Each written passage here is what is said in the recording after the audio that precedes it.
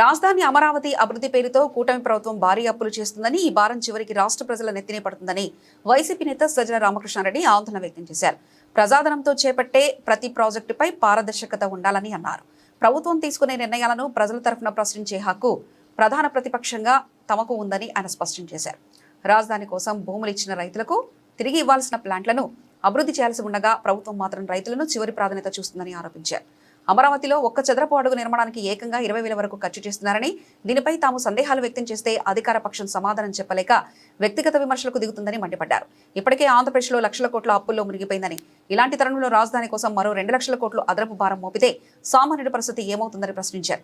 రాష్ట్రంలో 40% మంది ప్రజలు ఓటు వేసిన బలమైన పార్టీగా వైసీపీ ప్రజాస్వామ్యబద్ధంగా ప్రశ్నిస్తూనే ఉంటుందని తెలిపారు. మావిగన్ అనే పేరు పెట్టింది ఏదైతే ఉందో ఇది డెవలప్మెంట్ కు ఇమ్మీడియట్ అవకాశం ఉండేది. ఆయన పేరు పెట్టిన అమరావతి కూడా అక్కడ లేదు. ఒరిజినల్ అమరావతి ఆ పక్కన ఎక్కడ ఉంది. చంద్రబాబు నాయుడు గారు పెట్టుకున్న అమరావతి కూడా అక్కడ లేదు. అలాగే చంద్రబాబు నాయుడు గారు పెట్టిన దాంట్లో కూడా నా సిఆర్డీఏలో దేశం అంతా ఉంది కదా అని ఆయన అనొచ్చు. అలాగే నేనేసే రింగ్ రోడ్డు చుట్టుకొని 200 కిలోమీటర్లు ఎక్కడ రేడియస్ లో తిరిగితే అదంతా కూడా సిఆర్డీఏ కదా అనొచ్చు. బట్ కోర్ ఏరియా నువ్వు ఏదైతే 2 లక్షల కోట్లు ఇన్ఫ్రాస్ట్రక్చర్కి అవుతుందని పెట్టావు అది ఎక్కడుంది, దాని గురించి మనం మాట్లాడుకోవాలి. అది అక్కడుంటే రాష్ట్రం మునుగుతుంది. ఆ అప్పుల భారం రాష్ట్రం మొయ్యలేదు.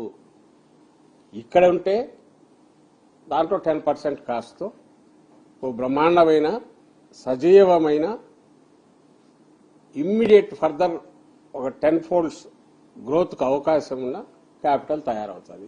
ఇంతే తేడా, వేరే ఏం లేదు. కొంతమంది అడుగుతున్నారు అది దాని సంగతి ఏంది అని. అది ఎక్కడికి వెళ్తుంది? ఇప్పటికే వెస్ట్రన్ బైపాస్ వచ్చింది. ఇప్పుడు కాబట్టి స్లోగా దాని అంతటా డెవలప్ అవుతుంది. రైతులు బెనిఫిట్ అవుతారు. ఆ రైతులు బెనిఫిట్ కావడానికి అవసరమైన లేఅవుట్ల డెవలప్మెంట్ అని నువ్వు చేస్తున్నావంటే అది చేయట్లేదు. నిజంగా అక్కడ ఎవరు స్టేక్ హోల్డర్స్?